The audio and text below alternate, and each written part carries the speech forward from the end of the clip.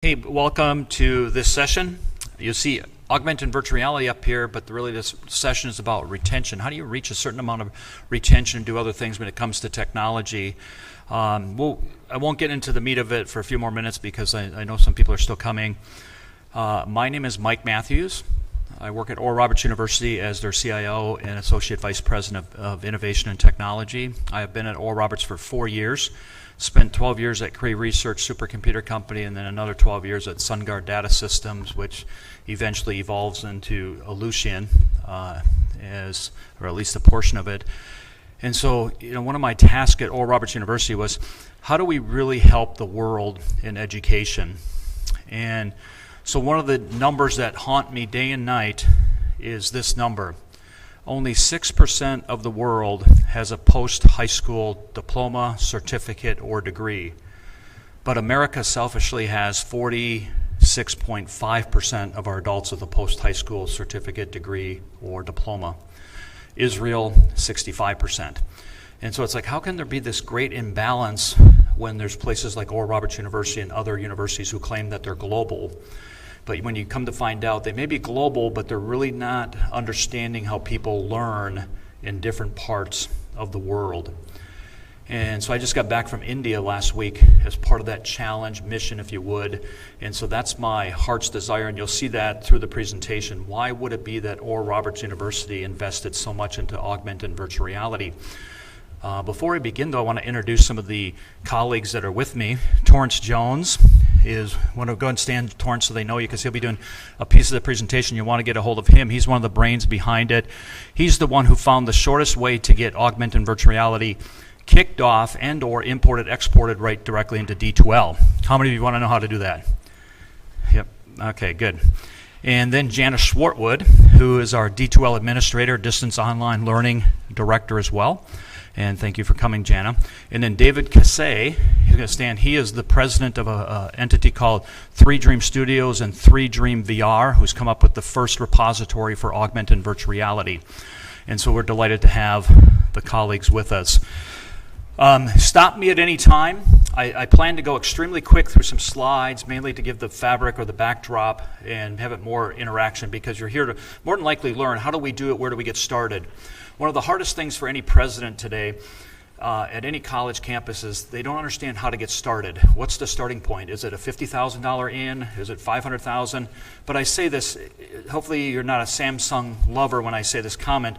Samsung ruined virtual reality for at least 3 years by being the first to market with the goggles on TV where grandpa and grandma are wearing goggles. And all of a sudden, everybody's got an image now of wearing goggles. When at that same exact time, I'm saying the goggles have nothing to do with this. But now everybody believes that. And so it takes years to unwind a message sometimes.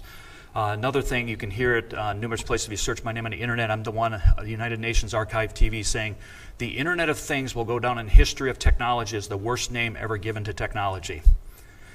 Because if it's about things like opening your garage door, thermostat settings, shower settings, shame on all of us. If that's the best that technologists can do is please self, we're a sad lot. Really, the Internet of Things should have been called the Internet of Dignity, the Internet of Freedom, the Internet of the people, for the people, by the people. Because that's really its value point or value proposition. The good news, it'll come back around again. So again, welcome to this session. A peek inside augmented and virtual reality to start with. These are the 3 topics at hand. That description of augmented and virtual reality, the educational value of AVR, a virtual reality education system. What does it mean for you? So what is augmented and virtual reality? At the highest level, for every president and every vice president of education, it's how do we get our name out there that we're number 1? Raise your hand if your president wants to be number 1 in their categories. Thank you. There's no choice but to be, because that's your sustainability. People will decide to send their sons and daughters to your institute because you're number 1 in something, or you're the cheapest cost, or you've got something, you got a differentiator that nobody else has. And so for Oral Roberts University, augmented and virtual reality becomes, how do we get into the Chronicle of Higher Education and the USA Today? So those are the 2 comparatives. We were in the USA Today about diversity in online learning. We were on the Chronicle twice this past year. So all of a sudden the president said, how did augmented and virtual reality become so successful so quickly? I said, oh, it's real simple. A great technologist knows things that other people wouldn't know. And that is what lasts and what doesn't last over time. And I won't go into great detail, but I'll show you an example. If I ask this audience 2 questions, will you agree to answer them? All right. What color's my handkerchief? White. What do cows drink? All right, thank you. How do you spell shop? Yeah, they do drink water, don't they? Why did you say milk then? I helped you because we're visual people. How do you spell shop? No, you're getting scared. Okay, S-H-O-P. What do you do at a green light? Some of you stop, some of you go. And that we're educated adults. But the truth is, science has proven that we all have a mind's eye, it's called. Look it up. And your mind's eye is actually that which interprets good learning, good education, good information, good intelligence. Your eyes themselves do nothing more than capture about 120 frames per second constantly. And it's that mind's eye that at 3 a.m. in the morning you pop out of bed and say, I think I figured it out. And that's why the old cliche, let me sleep on it, has a lot of validity to it. And so there has been nothing more gratifying to me in education for so many years to see 2 things happen. That the smartphone would become the human appendage for everyone.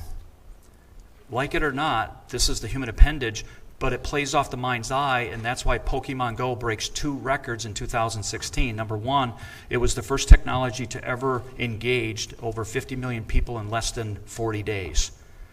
The TV took 17 years, the internet took 7 years, and Facebook took 3.5 years. 40 days later, people are engaged. Oh, they want to be engaged in their mind's eye. There's a direct correlation because it isn't some people are visual learners and others aren't. Everyone's a visual learner because we were created the same way with our eyes. For that. And so I'm grateful. The other record it broke, it was the only technology in the history of technology to outpace pornography downloads on the internet. So imagine being at a university like Oral Roberts University and convincing faculty that, wow, we can outpace pornography on the internet if we really get online.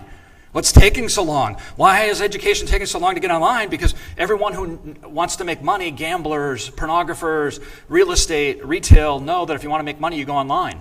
And so you got to get that message to the people and say, hey, if we really want to make money in education, you better get online. And you better make sure it's fluid.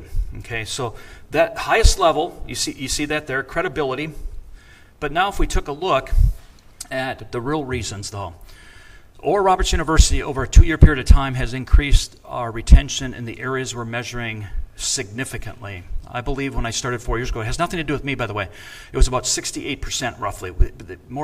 It wasn't being captured as good as it could have been neither. So from freshman fall to freshman spring, we reached 96.3. I think it's actually 0.5%. And move up to sophomore, but it's every institute knows where their flaws are and where they want to start improving. And so when you can start measuring that, it's huge. Our placement records hit 97%, increased to student success factors grades up 5% for faculty who took the time and said, here's a semester without any visualization in augmented and virtual reality, here's one with it, up 5 percentage points across the board. Okay, good for students in that.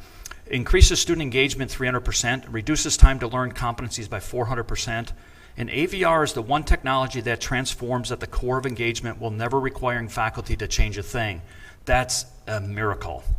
Because in my 20 years of working with faculty, and I am one in many ways, is I have never been successful at convincing them how to change the way they teach. Anybody know a secret that I don't know? Exactly. So faculty now sort of like this person because when we built this global learning center and augmented virtual reality, I convinced them you're never going to have to change a thing. You will be the same pontificator of great content that you've always been. Oh, thank you. Thank you. Thank you. I know my subject matter better than anybody. And so they do. So I don't take that away from them. However, your students will all benefit because the fluidity of technology on the mobile phone allows them to bring up your subject matter in ways they learn best, if they have access to enough of it. And so we'll show you access to over 800,000 different items that they can choose from to become engaged and stimulated in the mind. And the faculty still keep teaching the way they teach. Don't mess with pedagogy because people can barely spell it, say it, let alone define it. And so if you don't mess with it, nobody knows the difference anyway. all right? But if you can start measuring the outcomes, you're home free. So let me play a video here that will help explain what we did at Oral Roberts in our Global Learning Center. And I'll cut the video short, so don't get worried when I stop it abruptly. That's our new Global Learning Center. These are many of the tools that we have within the Global Learning Center. Okay, hang on 1 second. It was playing here wonderfully for me. I'm watching it and explaining it. Okay, that's what Torrance is also here for, to make sure. Okay. It's this one, or you virtual reality? Yep.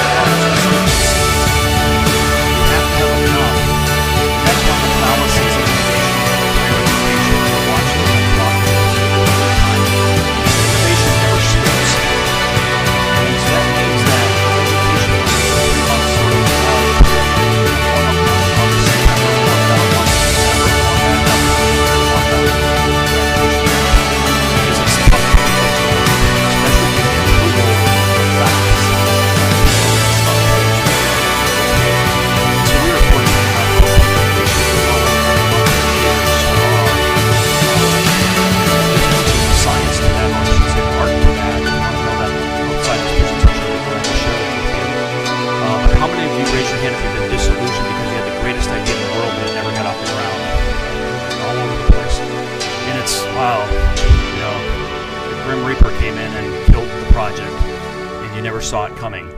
And so there's an art to making that stuff happen in a wonderful way that I'll share. And now, Torrance, if you bring me back to my presentation. Never use somebody else's laptop. This is Torrance's laptop. Okay, there we go.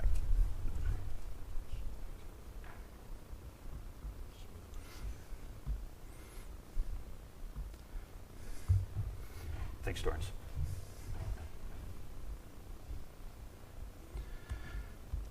So as we take a look at, oops, somehow I'm on a different slide here, Torrance, if you can.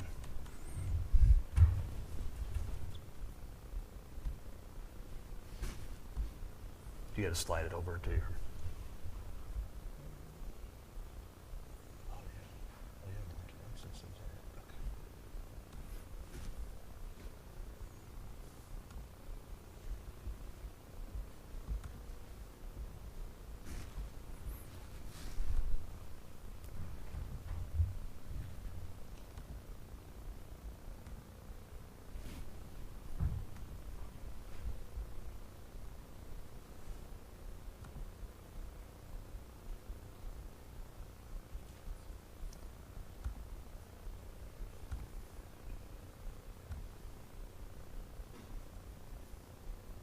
The VR, yes. Yep.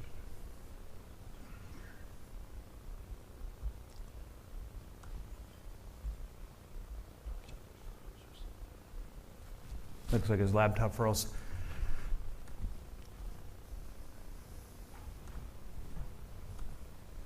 Any questions while he's bringing that up that you have? Yeah.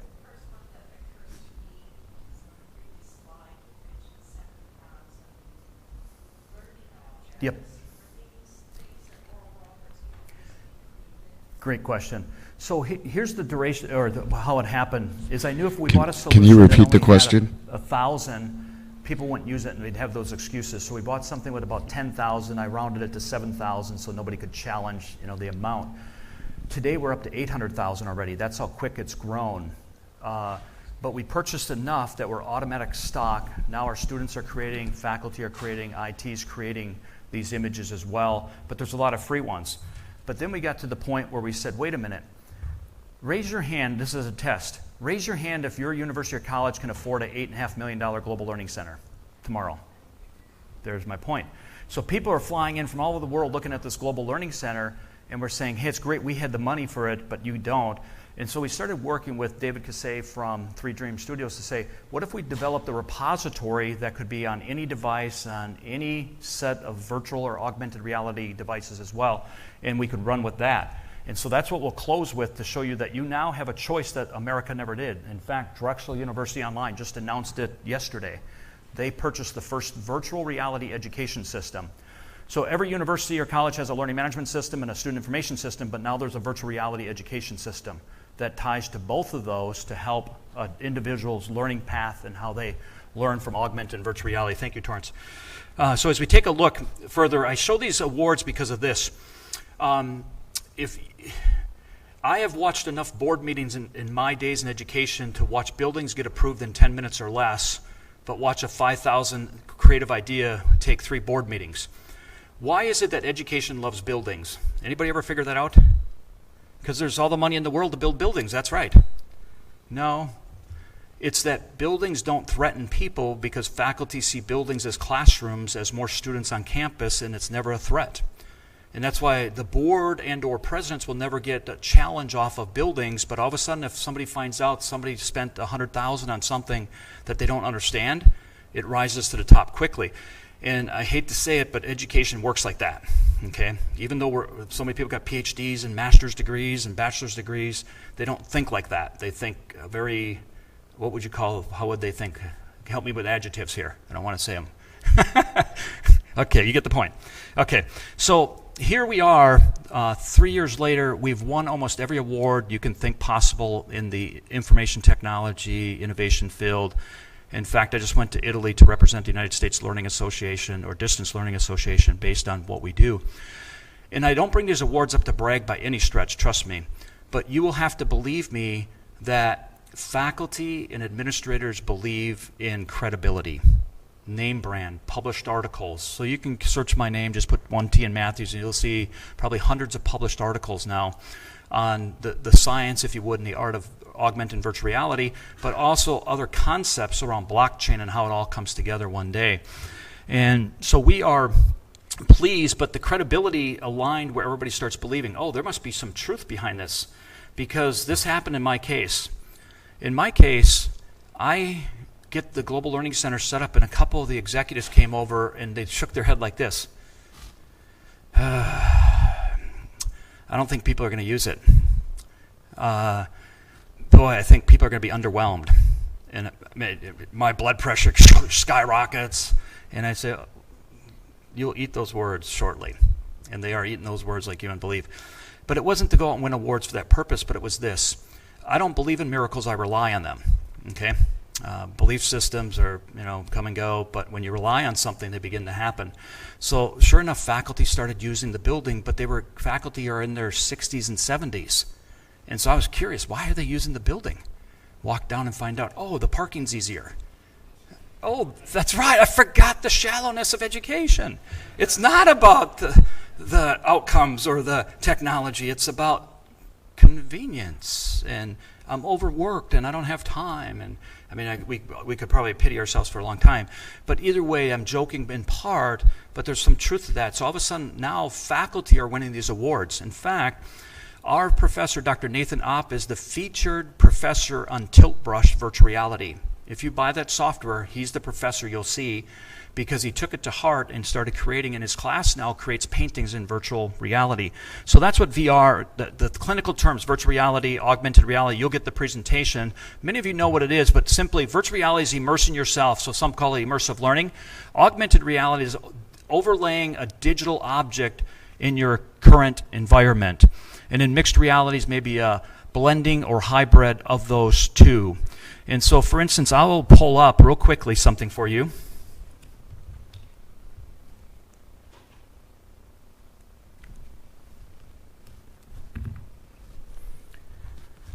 Going to switch over to my cell phone and show you the difference between augmented and virtual reality, but the fluidity of education as it should work. I was just going to say I can't blame Torrance for my cell phone. Okay, so I'm going to bring up a couple objects here just for the fun of it. On my smartphone, I'm only connected to cable because I have to be in this room. At our campus, we would never be connected to cable. And so I'm going to bring up an art find because that's the first people that would say, oh, I could see how it works for welding or technical things, but not for humanities. Is there any way we can dim the lights, or is that going to hurt the video? So I'm going to click on augmented reality on an object, famous art find, and I'm going to actually allow every student to have this pattern on their email or in the D2L system. And it's just my smartphone. It could be anybody's smartphone. Great looking bunch. And then now here pops up that piece of intelligence. Okay? And now the faculty can voice over that. 1370, Vestigium 1330 BC was the great royal line, chief consort of Agrajan and Egypt. So I just took one object out of about 10,000 on this particular app and brought it to life in augmented reality. But now I'm going to do the same thing and click on virtual reality and switch over to a $12 pair of glasses that don't go around my hairdo. They go on my phone. So there's the same object, virtual reality, clip on this over the smartphone, and now I'm walking around and seeing about 100 times better in this environment. I'm tethered to the cable, unfortunately, here, but it can bring it any direction you want. But now, so I just showed you augmented, a digital overlay of my environment, and virtual reality I entered in, but I never put goggles around my head. That killed virtual reality because students won't wake up at 8 in the morning and put goggles around their hairdo. But they'll put this on their smartphone. So I'll clip these back and then yet show you one more example here. So I'm going to bring up a solar system here, if there's enough light up here. If we can bring the lights back on. There we go. That should be good. Let me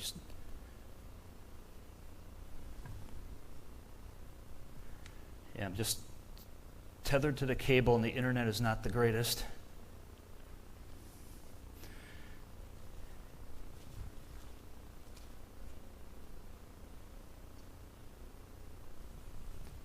It's trying to materialize it, but the internet's not going fast enough. So what happened is the solar system comes up on the platform, and I get the video record that as we speak.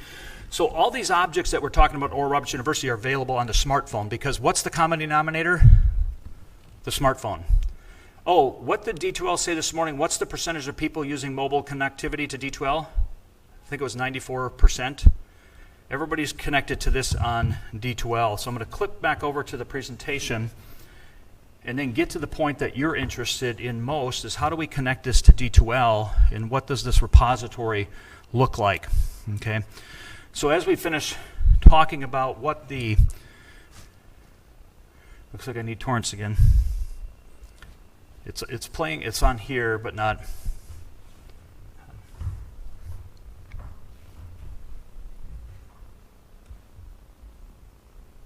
There we go. Okay, now it's, okay.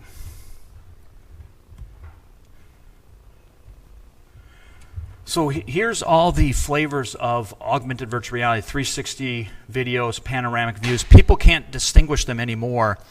And so what we were thinking is that how do you make them all work together and people can pick and choose that which they want to play with? And so what's the impact really? First look at the potential. As Forbes describes it, I think the best, the potential for VR is to help us understand and transform ourselves and the world around us is limitless. And it's crucial that the VR industry comes together in these formative years to fully leverage this potential for social good. And so as Oral Roberts would look at it, yes, we're great, we want all these awards, we're in the newspaper, but we haven't seen the vendors hop on board yet. Okay? Anybody want to guess why?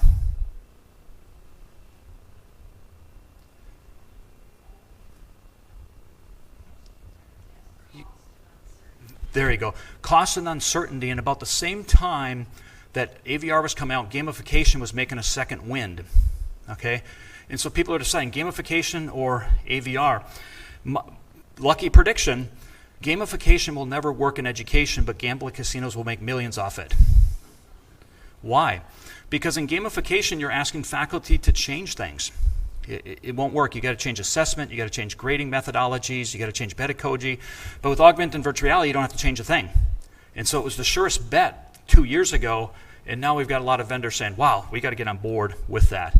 And so as we take a look, at the center of all disruptive, I hate the term disruptive technology, by the way, because who wants to be disrupted? That's insanity. That was the worst book I think ever written. Rather, I want to be transformed. I want to be liberated. I want to be set free of things that are holding me back. And therefore, transformation is much more powerful.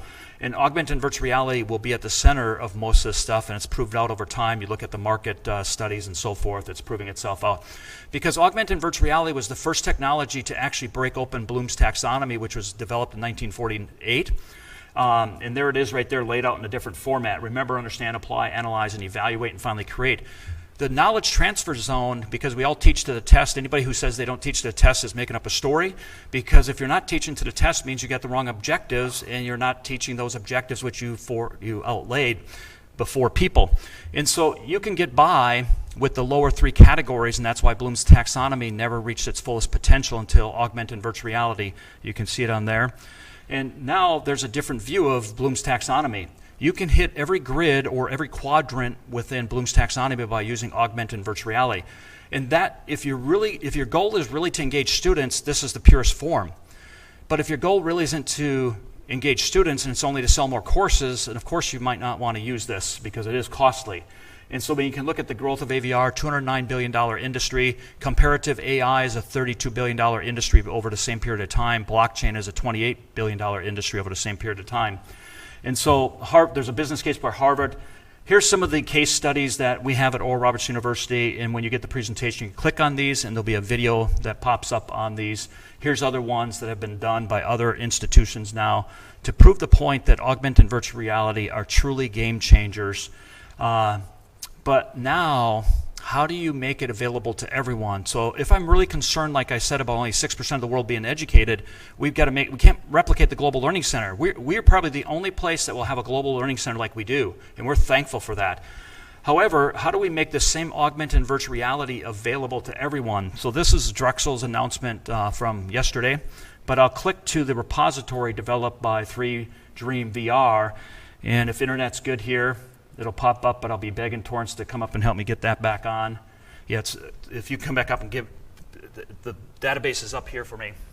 So what just popped up on my screen as he switches to that is the full repository now of about 250,000 different items in 360, panoramic, VR, AR, tilt brush, selected per course and discipline that you have.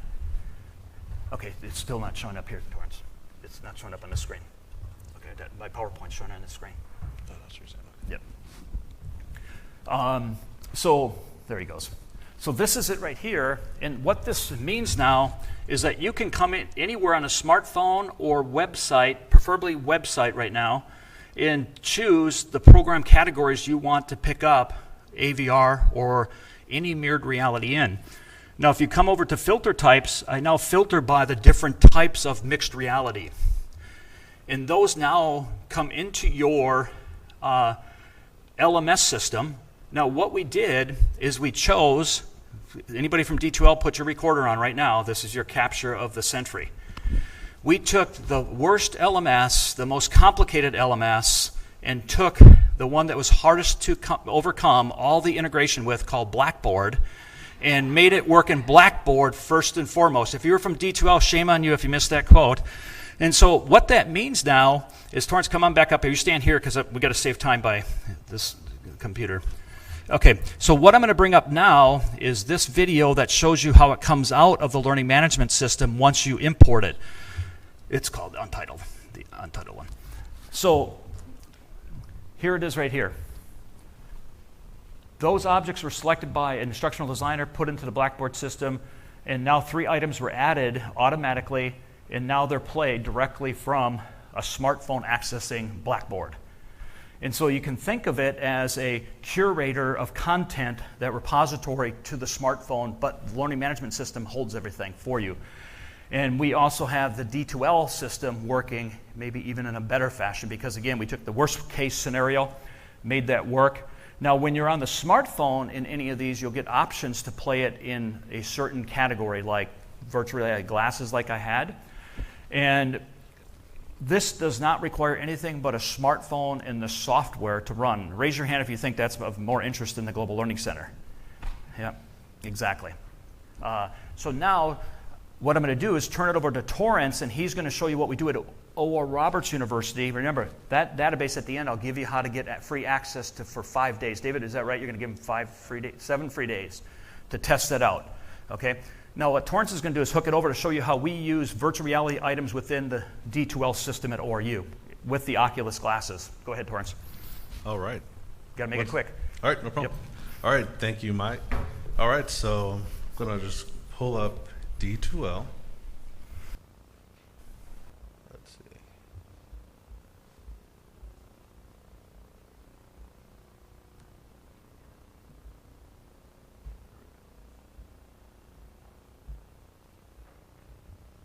And so what I'm about to show you today, just going to reload it. I'm going to show you the King's Hall. This is a museum in Sweden that was made out of a former castle. And so as you can see here, we're inside of D2L. I'm going to full screen this. So from here, just using a computer, you can do the same thing with the smartphone. Just want to show you this functionality first. You can see everything is fully annotated, and you can do this with a smartphone, PC, Mac, all of those things. That this mode will work perfectly. But even better, I'm going to take it up a notch and go into VR mode. So I'm just going to show you this really quick. I'm going to step down here to the bottom. All right, so I'm going to have to speak up here. All right.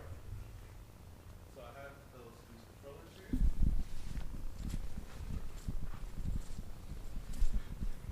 All right, so inside of this space, I can actually teleport around in virtual reality. I can point at this picture, teleport to this picture, and read about John III, King of Sweden from 1668 to 1692, etc. I can hit next and just move around the room and explore this area. Oh, so this actually works really well. Oh, thank you. All right, so can I have a volunteer who wants to get inside of this thing and try this on? Anyone that wants to actually try it? Anyone from the audience? Over here. Come on up to the first. Come on.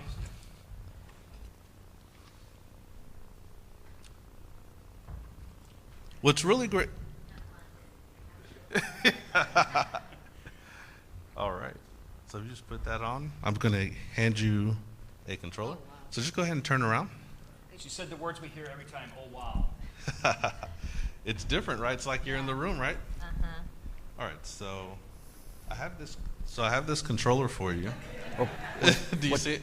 Yeah. It's literally just floating around. He's going to touch your hands. There you go. There you go. Like just this? Yeah, like that. Perfect. That's perfect. Okay. So go ahead and turn around. Do a 360 turn. All right. So now point at the ground. And do you see that circle there? Pull the trigger with the index finger. So it's down here. Yep, there you go. So you just teleported. And so yeah, so this is how it works. If you go ahead and teleport to the other side of the room, just point at the ground, pull the trigger. So just let go of the trigger, then pull it again. Yeah, So it's right like here with your index finger. Yeah, it's like you're It's a little shooting bit a higher. gun. You just pull the trigger and let go. Right there, yeah. There you go. There you go. So now look to your left. A little bit more left. All right, pull the trigger one more time. Yeah, right there. That's perfect. Yeah. There you go. That's super cool. That's super cool. All right, I'm going to pull up another experience. So, what's your name? Rose. All right, everyone give Rose a hand, please. Here, I'll take this. All right. Now, keep in mind what Torrance just did is, remember I said the worst thing I'm ever going to do is disrupt faculty and what they believe. I've never been a winner at that. So when you can give faculty that headset and in the class they're able to show the class something, they still get to what? Instruct. They still get to be the expert. Now, if they choose to give the glasses to somebody else, they can do that. But so in that scenario, we've set up everything so that no matter what way you want to play this, you can play it on your mobile phone, distant location. But don't get bought into buying Oculus glasses and think that's your answer. That's like the worst thing you can do. I've had more CIOs come to me and say, Mike, I'm in trouble with the president. We got 20 Oculus glasses hanging from the wall and no one's using them.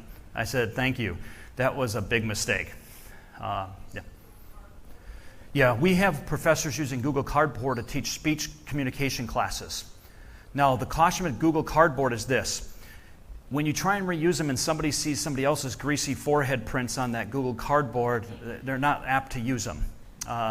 And so we find it's pretty unusable unless you issue one to every student and it's theirs to keep. But the students who use it are great because they walk into the Google Cardboard and they don't have to be petrified by an audience because they see it in the virtual reality.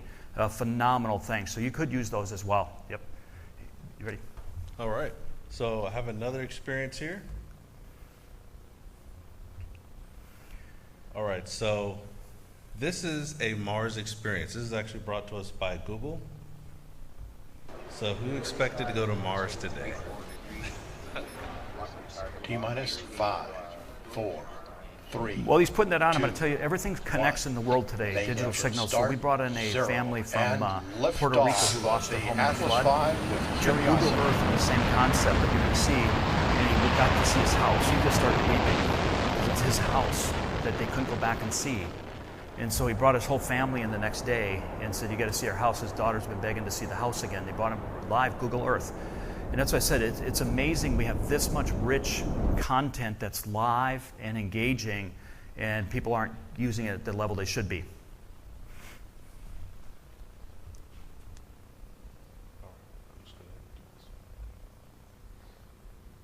All right, so next I'm going to show you an engine. And once again, of course, I can full screen this, and you can do the same thing on your phone. Move it around, and you can analyze, you can get some information on the particular parts with annotations. And one more time, I'm going to jump into VR. Notice those selections on the bottom, by the way. These are the selections that allow you, but they're in the other database I showed you too. Go into VR or augmented reality. So you're able to pick and choose where you want to go. Absolutely. Yep. Anybody want to look at an engine while he's up here? No engine takers? Okay, engine taker was right there. I thought he waved, but over here, black shirt. All right. So walk him through real quick before he puts the headsets on, and I'll describe. At Oral Roberts University, we have the College of Engineering, and our engineering professor said, Mike, you know what you did? You saved us 3 weeks in class because I used to teach the engine as the fundamental principle of engineering. And as faculty, they get variant people that shouldn't be in the class to they already should be out of the class. And the visualization brings them all to the same playing field. All right. Okay, walk them through it. Tell them how to use those things. Absolutely. So what I'm doing now is I'm just using the trigger on the controller here. I can teleport around, it's not pretty far away. And you see this number 3, I'm just going to point at that and pull the trigger. So I can see here that this engine has 16 valves, 8 on each side. What's even better than actually teleporting around, you can actually just hit next and just go to the next part. So you can see now, it's got it down low. So it's just really cool. It's really cool what you can do here. And so now I'm going to let you give it a shot. So I'm not supposed to say, oh, wow. You try like ultra cool or something. Yeah. He's planning his words. I think D2L wants you to say that Blackboard's the most difficult LMS system in the world. So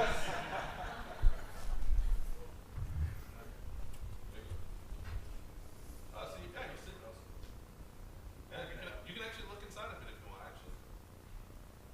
So if you go inside, guys. All right, there you go. Yeah, how's that? So you see those numbers? If you use the controller to point at those numbers, point at one of the numbers.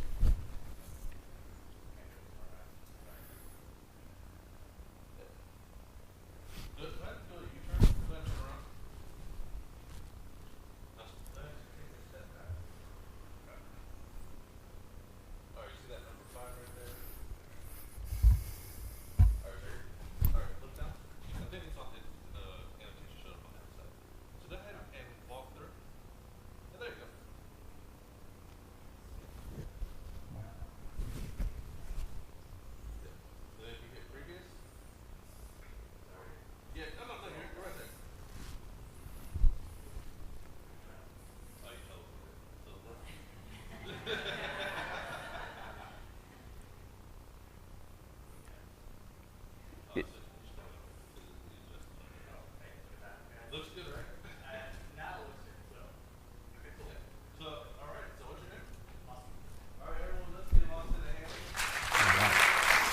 Came in. Thanks, Austin. What did you think? What did you think? Pretty cool. Okay, Torrance, come switch me to my presentation back up here. Thank you. So it takes us exactly about 1 hour to train faculty how to use the knobs. But then they get it, and their job is only to give us a request to say, hey, I've got a special speaker coming in from NASA. Do you have any footage of NASA? Oh, yeah, we got footage of NASA. And we'll bring it in so they can use that in the class at the same time. So it's a real nice, clean way to actually get everything working for us. And again, faculty couldn't be more pleased because it's all additive to what they're doing versus replacing something. Leave it on that slide. We'll go back to...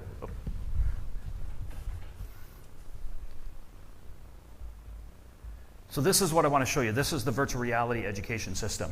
Up on top, you see all realities, augmented, virtual, panoramic. We really don't care what device you pick and choose, whatever your flavor or budget can afford, or none. All programs, meaning that database or repository can track against your courses and your programs and your disciplines so that it only brings up the objects you want for your course. Third down, all devices. You want to play it on a smartphone, play it on a smartphone. You want to play it on a theater screen, LCD panel, whatever you want. But then integrated across all systems, learning management systems. Because here's the challenge. How many of you heard the statement by the gentleman that opened this morning saying his son was a kindergartner and he was being recorded and he's hoping that years from now he'll be able to see that. The problem is he will never be able to see that because all software to date is licensed per FTE to institutions. And unless he happens to be in that same institution 20 years from now, he'll never see that. And that's one of the fallacies of all the education systems. Nobody gets to carry anything away from their institution except their degree, their diploma, and their transcript. All the records within a Blackboard system, Canvas, D2L, are left behind because the school, such as Oral Roberts, can't afford to keep paying your FTE count when they graduate. And eventually that problem will go away, but not anytime soon. With the virtual reality education system, that's not the case. It's not tied to an institution. It's tied to any person who happens to access those records. And so it's a breakthrough. Now, I've been to the White House on 2 occasions for this very reason, to say we're never going to fix the education issue if we live in a world where every software company keeps selling license fees to FTE. That's got to be broken apart, and there's a couple initiatives happening right now that hopefully that happens. But you got to figure out, how does everybody make money? Because you do have to make money to stay in business.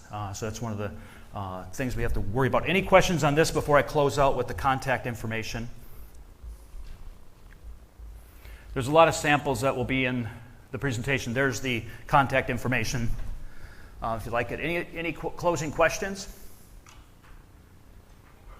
Yep.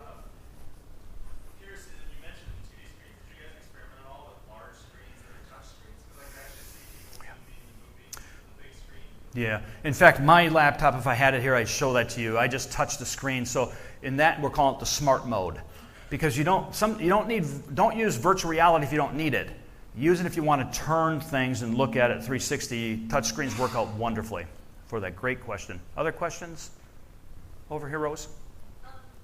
So do you see it more effective in a traditional setting school, online school, or the mix? I say both. Because it's really, how is it possible that Pokemon Go reached such proportionate heights? It's because somebody was smart enough not to license this per FTE, the Pokemon Go software, and they allowed people to download it, and they allowed people to just float with it. And so raise your hand if your son or daughter or you played Pokemon Go. All over. And that was what the carrot was. And so I say this, one day if education gets smart enough, we'll sell educational courses like Pokemon Go or iPhones, all packaged together so that people can actually learn. But if we keep them bundled in 4-year degrees and don't unbundle them, because this is one of the sad stories I have to tell everybody. I got to get up on stage to do it, so you get it. Education is really way down here in the hierarchy of importancy.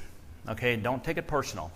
What's better than education is something called training, where you learn to work with your hands and earn a living, okay? Next to training is knowledge. If you can possess knowledge on top of a degree, on top of training, you're better off. If you want to get even further, you obtain intelligence. Now people want to hire you. Multiple people want to hire you because you possess intelligence. Higher than intelligence is wisdom. Higher than wisdom is truth. And when you get to absolute truth, man, things go for you. And so you need that education to get started, but educational entities never packaged their stuff to pass out intelligence or wisdom. It was all bundled in packages that you have to sign up. And so for the first, who knows what the first blockchain university is? What's their name? Where are they from? Anybody know? It's Oxford University. They started an entity called Wolf University, look it up, and it's the first blockchain university because guess who started it? This is the breakthrough of the century. Faculty. Because faculty, what's their biggest concern with educational entities today? Not having tenureship and going to adjunct faculty status. And they don't see a future for them in a sustainable model, but they're smart enough to use smartphones and say, wait a minute, we're the ones who provide the content, and it's the students who want that content. In the digital world, Internet of Things, we could actually sell our expertise to those students directly without this university stumbling block. And so read it, that's exactly what they're doing. And I applaud them for that because somebody finally grabbed hold of the digital world we live in and say, our future is that. We don't, and that's why Best Buy vending machines at the airports make sense because they don't have to staff them. They don't have to have a line of people enrolling people to buy that or waiting in line. And so the day is right around the corner where we're going to see all this technology sort of merge together, and we're calling it micro innovations with a micro strategy, because we're never going to go all into augmented virtual reality or blockchain or artificial intelligence, but together in an integrated fashion is going to make a lot of sense. Question? Students have access to that repository that you showed? If an entity buys it, everyone has access. Staff, faculty, students. It's not tied to FTE. And again, don't anybody at D2L, don't take it personal. But when I cringe every time a salesperson comes and sells to the CIO and say, well, how many FTE you have? And I'm like, you're killing me. My GeoVision concept can't become a reality with that belief system. And so every vendor I chose to play with me, I said, you're going to sell as an enterprise edition, so every student has access, every faculty and every staff, because there's nothing worse than the faculty not to use something because they find out or hear a gossip story that there's only 10 licenses. And did the analytics come with that into D2L? Yeah, whatever analytics you use in your learning management system will apply to this because it's another object within the system. In addition, the 3 Dreams VR will do analytics as well. In fact, they're working with an entity called Jobsology now to match personality profiles, if you would, to see how long they're playing in certain virtual reality worlds to find out where that better match would be, right? Yeah, isn't it going to be a day, where we can see that? Now, we're on the Banner 9 system, so we have a page called the Student Profile where a lot of the data comes back to that student profile. And it makes it easier to start tracking personal preferences, advisement notes, everything from one location. The world's getting better that way. Good question. Other questions? I think. Question? Those glasses you were using. Yeah. Where can we? You get them. You can buy them on Amazon.com. Homido, Homido. If you buy them in volume with your name, so if there's a company like Fidelity who wants to put Fidelity on everyone, they're about $2 a piece. If you want to buy them individually, I think they're $12, I believe, and there's different brands to them. But if you notice, they fold apart, so people who are used to click them on their belt loop or people put them in their purse, but they're much more practical. And that's why, now you know why I was so mad at Samsung. And I was like, they ruined it. One commercial killed me. And then Samsung phone started blowing up, and I said, serves them right, whatever version it was. So, okay. Other questions? I think our time is up. If you need my card, I'll leave some cards up front here, and thank you for coming.